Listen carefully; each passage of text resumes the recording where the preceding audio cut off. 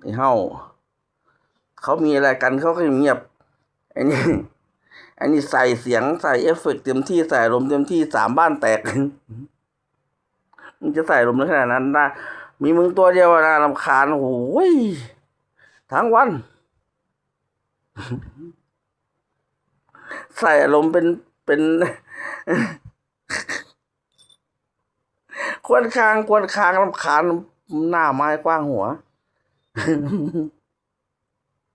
เขามีอะไรเขามีเงียบไอ้นี่โอ้โหอยู่ไหนเสียงดังถึงนั่นจะเศร้าซี